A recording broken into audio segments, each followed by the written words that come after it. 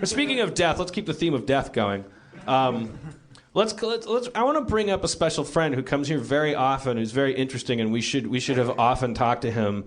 And I just shit, we got a lot of people that fit that category. I just realized I perked up like 6 people. I want to bring up Brian W. Collins. Is he here? Brian, are you here?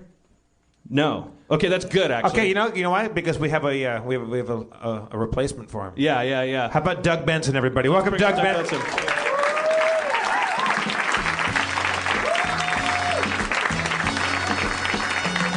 Sure, yeah. Hey, everybody. What were you going to talk to him about? I'll just talk about that with you. Can you pretend you just ended your blog where you watch a horror movie a day? It was tough to get through, but I did it, Dan. and I'm happy to be here and talk about it. But you actually, that's not even that ironic, because you do Doug Loves Movies. I do love movies, You're a guy who can talk to you about movies. Sure. I just saw Wreck-It Ralph. Have you seen that? Yeah. Did you? You guys heard of this thing? Yeah, I love it. I saw it last November when it came out. Yeah. And I really ate it up.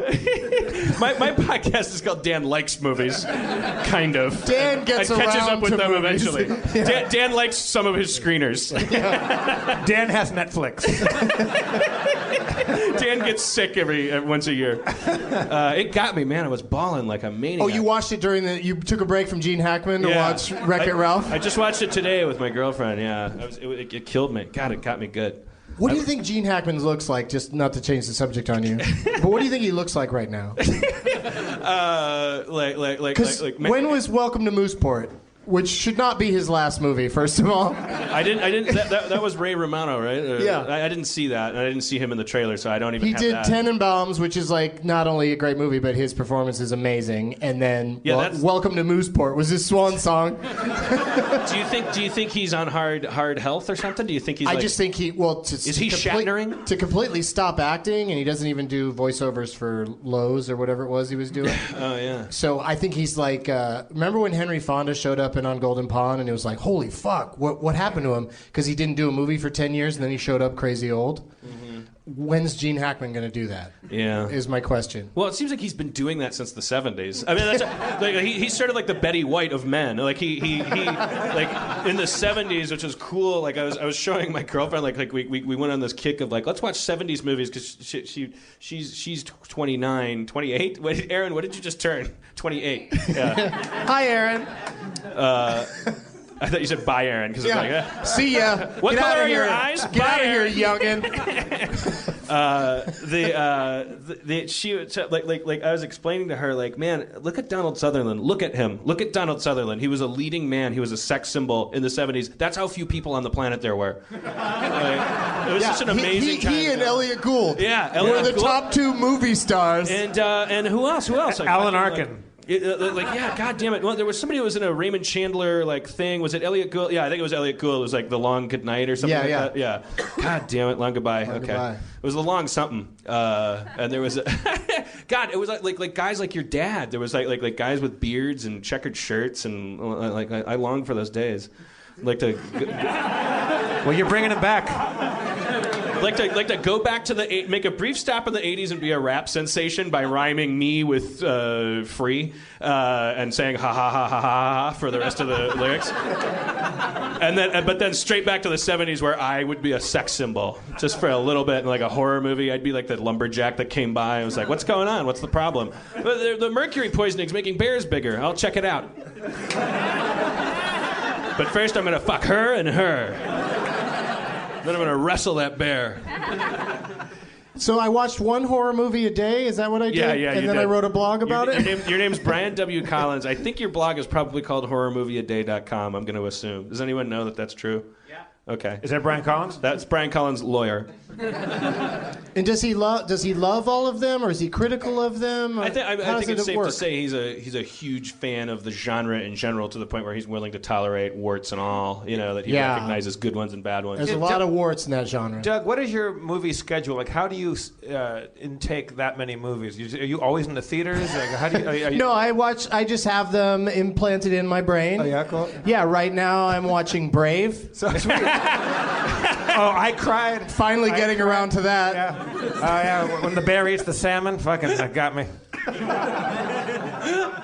It was a goodie. There's a scene in a restaurant. No. The bear. Where a bear orders sushi. The mom in Brave turns into a bear, and then she has to learn how to eat salmon. But she's not a bear. She's a woman. She's a queen. And then the daughter has to teach her how to fish. And I cried. I'm an idiot. That movie was not sold as a movie about bears. Yeah. It was supposed to be about a young girl who's good at archery. Yeah. I liked it though because it was only about women. There was no damsel in distress, no knight in shining armor bullshit. It was really just about like female characters, and a guy didn't come in and save the day for once. I kind of like that. Yeah, thank you. And she didn't shave off all of her hair like Felicity. She kept that beautiful mane. Did Felicity do that to make a point that I'm bigger than my hair, or? Yeah, I think the idea was that it was such a big move for Felicity to shave it off, and then the ratings dropped. Yeah. And it was like, you think shit. about her and you think about her hair. It's true. Yeah. That hair was important. But she doesn't have that hair on The Americans. Have you seen The Americans? No. It's that FX show where she's like a Soviet spy pretending to be American. And she has short hair? Not short hair, but she doesn't have the curls. Okay. She has Russian hair. And her name's not Felicity, right, on that show? So she eliminated everything. She got the Wackamole game right. She knows that she's a good person. She did it. Whack-a-mole? Yeah, I'm assuming that she eliminates her hair. She's like, God damn it, it's just my hair. Like she's in the shopping aisle and she sees Us magazine and it says like, best hair ever, Felicity. And she's like, fuck this, I'm cutting off my hair. And then she cuts it off and they're like, hey, good job acting. Where'd your hair go? And then she gets a different job, but maybe the character's name is Felicity. I was thinking maybe it was hard for her to nail down all the variables, that she's in a quest to figure out that she's a good person. All right. I guess I can't back that up. All right. I like it. And but back to Wreck-It Ralph. Yeah.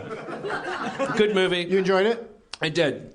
I found it not only touching in that kind of cloying way that most of those movies you can kind of count on being touched now, it's sort of like being Catholic. Hello,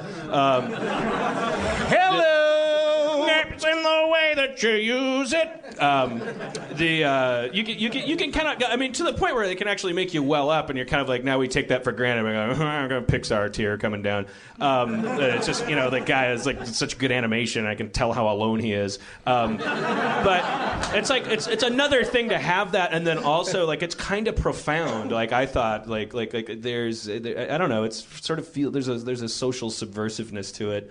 All that filtered through. It's a movie for kids, but I was watching it going I can't really nail them down on any bad messaging for anybody in particular. They really had to thread a needle because there's a there's a character in the movie that's congenitally afflicted, and it's oh, you're special, you're not special, and I was like, how are they going to land this? Are they gonna? Is the moral going to be that she needs to not be afflicted, or is the moral going to be that her affliction is a gift? Blah blah. Because it's hard to get through those highway cones these days, and I thought they got through them as well as you possibly could. What was the moral eventually? I forgot. It was there's evil people in the world that made you afflicted, but your affliction is a matter of perception. So as soon as you just participate with your affliction, you stop being afflicted. So it's really just a matter. So it's kind of like thalidomide babies. Yeah, just if you're a thalidomide baby, host a talk show. That's the message. Get out there, get out there on a dancing show. Yeah, or something. just do it. Yeah, just get out there, get in their face. You say, dancing good morning, with the America. thalidomide stars. Yeah, and then people. I love the groans. Is thalidomide babies even a thing anymore to be upset about? It's like people being upset for Dracula.